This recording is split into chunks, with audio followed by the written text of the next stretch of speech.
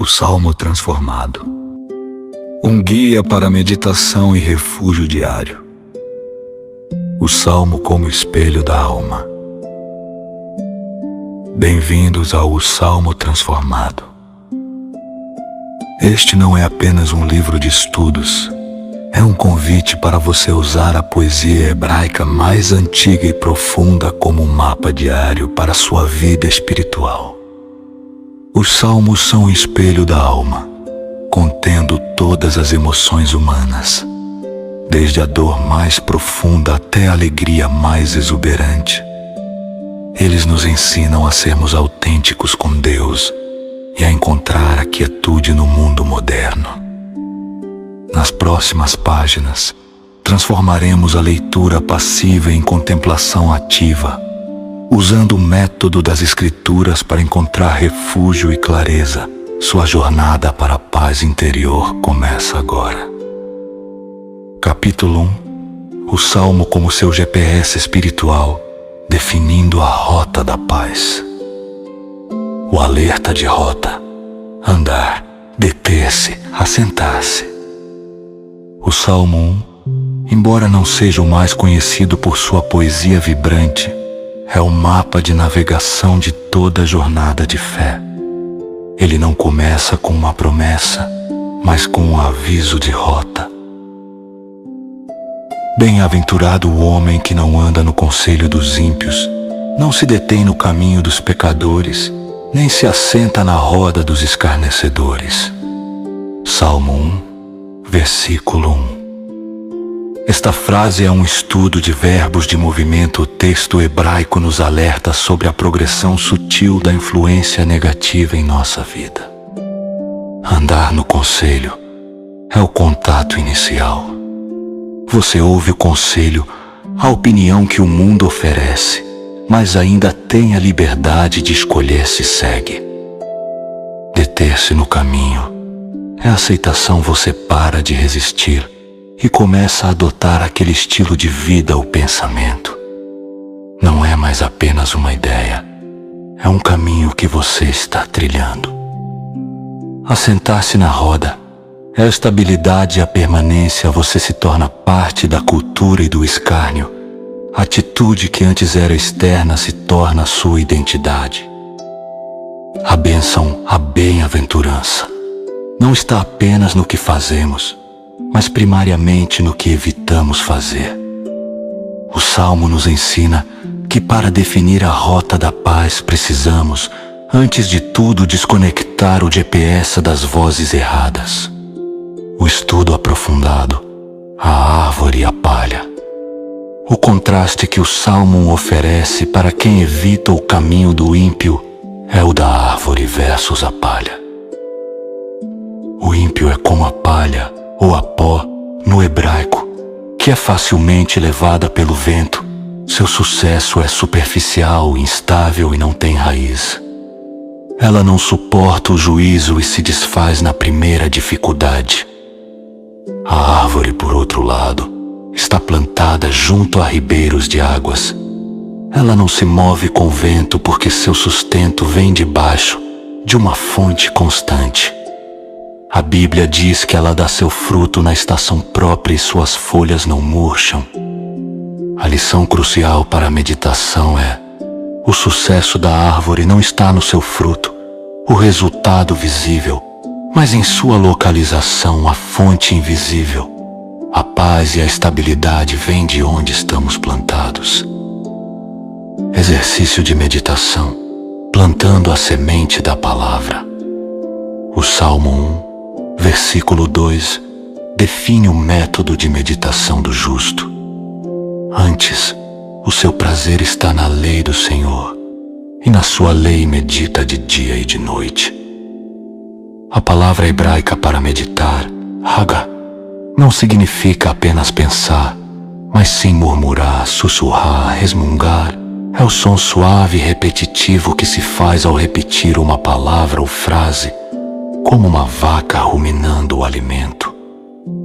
Como aplicar o método do murmúrio? Escolha um verso âncora, um verso que você precisa para o seu dia. Exemplo, Salmo 23, versículo 1. O Senhor é meu pastor, nada me faltará. O murmúrio. Repita este verso suavemente para si mesmo ao longo do dia, especialmente em momentos de transição ou espera, no trânsito, na fila, antes de dormir. A absorção, ao invés de tentar resolver um problema com sua mente, permita que o poder da palavra, o alimento nutritivo, vá se enraizando na sua alma, como a água que a árvore absorve lentamente. O objetivo deste exercício é mover a palavra de Deus da memória para a medula da sua identidade, garantindo que você esteja sempre plantado na fonte correta, independentemente das tempestades externas. Capítulo 2. Encontrando refúgio, a resposta à ansiedade e ao medo. O sentimento humano nos Salmos. Se o Salmo 1 é o nosso GPS, os Salmos de refúgio são o nosso porto seguro. Vivemos em uma era de ansiedade crônica e medo constante. O estresse não é apenas uma sensação. Ele é um sinal físico e mental de que nos sentimos expostos. A boa notícia é que os Salmos não ignoram essa realidade humana. Eles a enfrentam. Eles nos oferecem um lugar de descanso. Este capítulo é dedicado a entender a anatomia do refúgio divino e como ele se aplica à sua luta diária contra a preocupação. Estudo aprofundado. Salmo 91, a anatomia do abrigo. O Salmo 91 é um dos mais poderosos textos de proteção. Seu segredo não está na força das promessas, mas na localização que o texto exige. Aquele que habita no esconderijo do Altíssimo, à sombra do Onipotente descansará. Salmo 91, versículo 1, a chave hebraica. Habitar e descansar. Habitar, Yashkab, não é uma visita, é uma permanência. A bênção do Salmo 91 não é para o viajante ocasional, mas para quem estabeleceu o esconderijo como sua morada principal. Você não visita Deus quando tem problemas. Você mora com Ele. Esconderijo. O termo no hebraico sugere um lugar privado. Íntimo, as promessas do Salmo 91 se manifestam na intimidade da sua devoção, onde você se expõe a Deus e não ao mundo. Sombra de céu. A palavra para sombra sugere uma cobertura total. É a imagem de um pássaro que cobre seus filhotes com as asas. Isso nos lembra que a proteção de Deus é ativa, presente e suave, oferecendo alívio do sol, da angústia e do medo. O resultado prático, quando você se move do medo para a morada, a promessa de descanso é inevitável. Estudo aprofundado. Salmo 46, paz na tempestade. Se o Salmo 91 trata da ameaça invisível, peste, laço do passarinheiro, o Salmo 46 trata da ameaça visível e sísmica, guerras, desastres, caos. Deus é o nosso refúgio e fortaleza, socorro bem presente na angústia, portanto, não temeremos, ainda que a terra se mude e ainda que os montes se transportem para o meio do mar. Salmo 46, versículo 1 ao 2.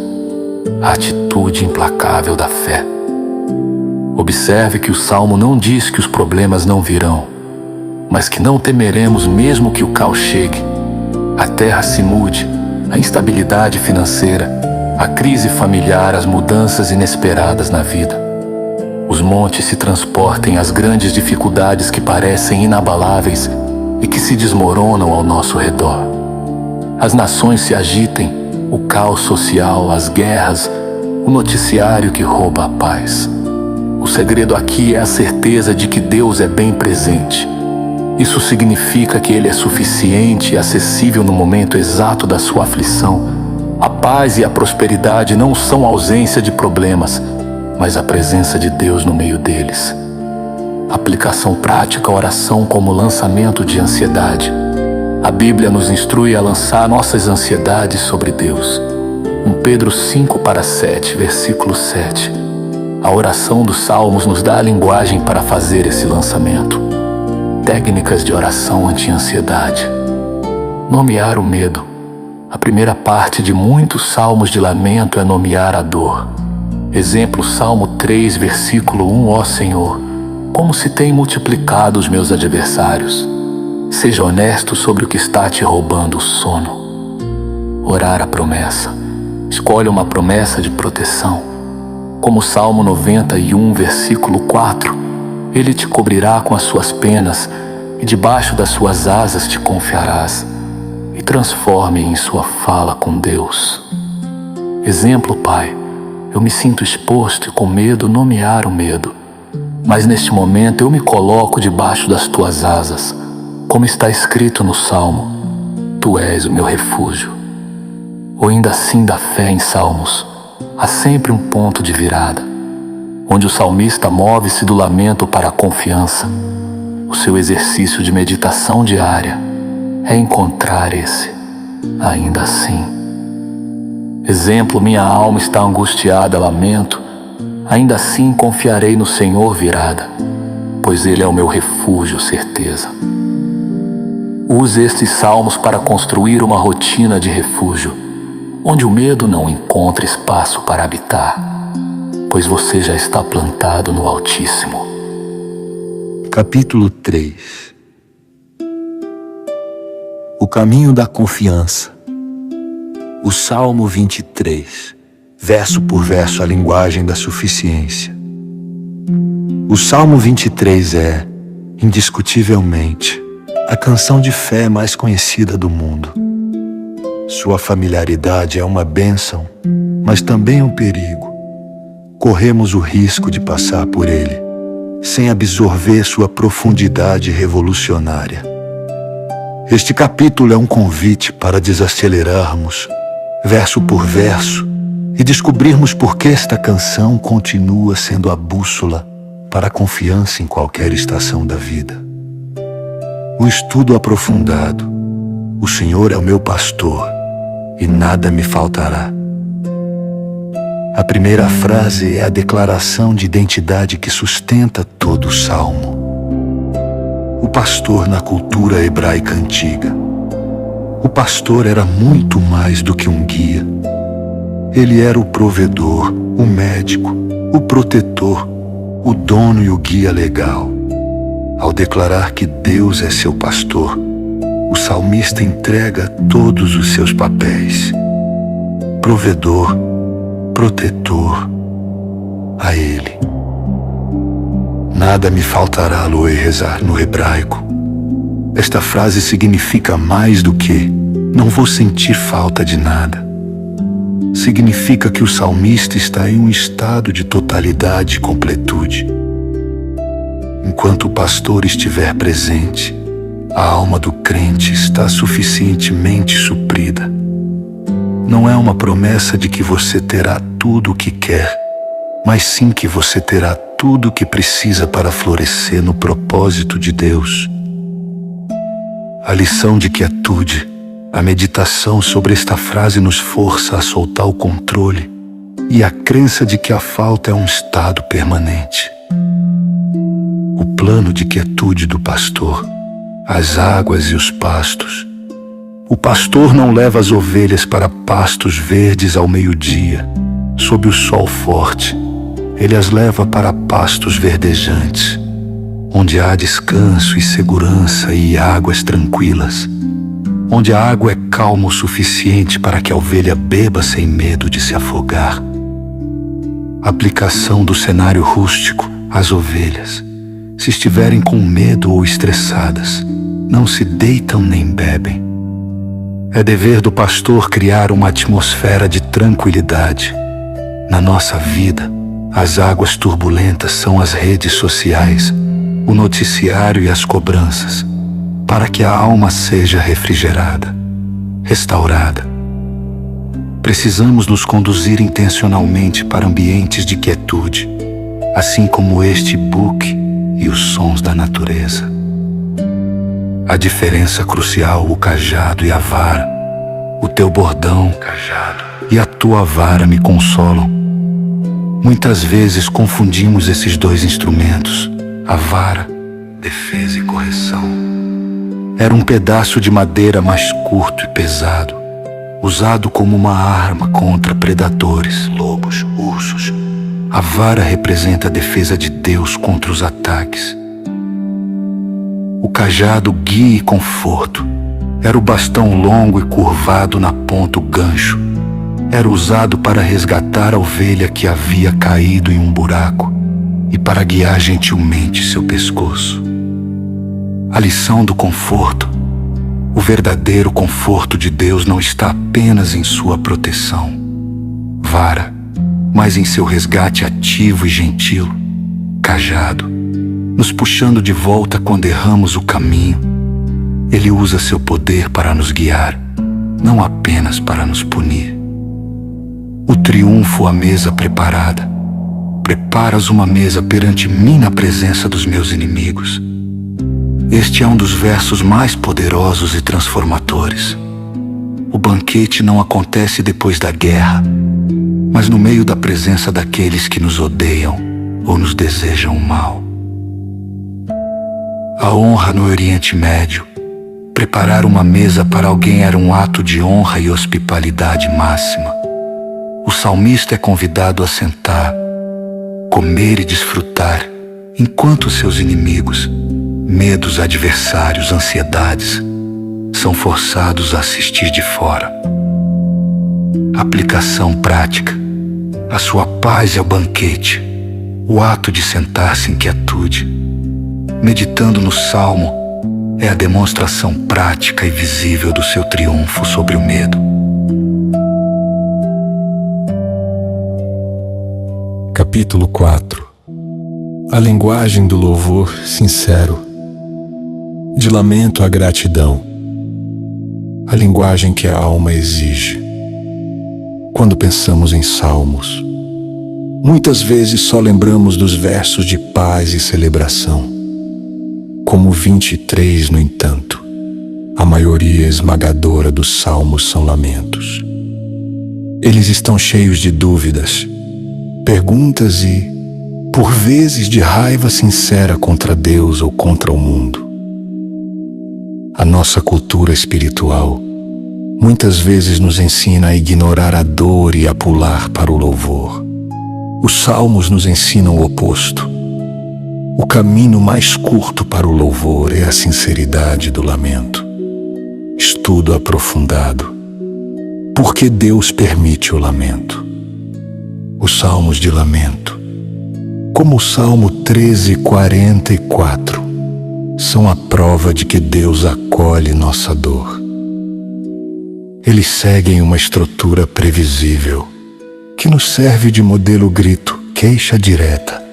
Até quando, Senhor? Para sempre te esconderás. Salmo 89, versículo 46. O salmista é honesto perguntando o porquê do silêncio de Deus súplica. Oh, salva-me. O pedido direto para que Deus intervenha. Confissão de confiança. Apesar de tudo, eu, porém, confio em tua benignidade. Salmo 13, versículo 5, doxologia. Louvor. O salmo termina com uma nota de louvor, mesmo que a situação não tenha mudado. A chave da sinceridade. O Senhor não espera que você seja grato pela dor, mas que seja sincero na dor. A queixa, quando dirigida a Deus, é um ato de fé. Prova que você ainda acredita que Ele é o único que pode resolver a situação. O ponto de virada, ou ainda assim, da fé é o momento mais poderoso nos salmos de lamento, é o ponto de virada. A transição da dor para a esperança. É o ainda assim da fé. Observe como o Salmo 42 começa com uma profunda angústia. Por que estás abatida, ó minha alma? E no meio da escuridão, o salmista se interrompe com um comando: espere em Deus. Meditação ativa. O ato de esperar em Deus não é passividade. É um comando ativo que o salmista dá à própria alma. É um exercício de disciplina que desarma a angústia ao resultado. Ao dar a ordem, a alma consegue então lembrar o louvor que virá no futuro. Pois ainda o louvarei a Ele, meu auxílio e Deus meu. A sua tarefa na meditação é encontrar o seu próprio ainda assim, para cada dificuldade que você nomeia. Aplicação prática, o diário de transformação para mover-se do lamento para a gratidão de forma estruturada. Como fazem os salmos, o diário de transformação é uma ferramenta poderosa em instruções. O método dos 3 compartimentos, o compartimento do lamento. Manhã, ao iniciar o dia ou no momento da angústia, escreva de forma sincera e sem censura. Quais são as minhas queixas hoje? O que está me roubando a paz? Não tente resolver. Apenas despeje a sinceridade do lamento. O compartimento da lembrança, meio-dia. Escolhe uma promessa de um salmo. Como o Salmo 23, 91 ou 46, escreva: qual é o meu medo, minha aflição? Ainda assim para hoje. Qual é a verdade que supera o meu lamento? O compartimento da doxologia à noite. Antes de dormir, olhe para o dia e escreva: pelo que posso louvar hoje? Onde a intervenção de Deus se manifestou? Mesmo que pequena. Ao praticar este método, você imita a estrutura dos salmos. Você começa na realidade crua da sua emoção e termina na verdade da palavra, transformando a dor em louvor genuíno ao longo do tempo. Conclusão. De leitor a criador de paz. O final da rota, o início da jornada. Chegamos ao final deste guia, mas não ao final da sua jornada de meditação. Você agora possui as ferramentas necessárias para transformar a leitura dos Salmos em uma prática viva e respiratória. Revisitamos os ensinamentos cruciais para a quietude da alma. Capítulo 1. A importância de estar plantado e não ser levado pelo vento, vigiando o conselho que entra em sua mente. Capítulo 2. A certeza de que o refúgio é uma morada ativa e a paz é a presença de Deus no meio da sua tempestade. Capítulo 3. O poder de entregar cada aspecto da sua vida ao pastor, confiando em seu cajado e vara. Capítulo 4. A sinceridade do lamento como o caminho mais direto para a gratidão e a restauração.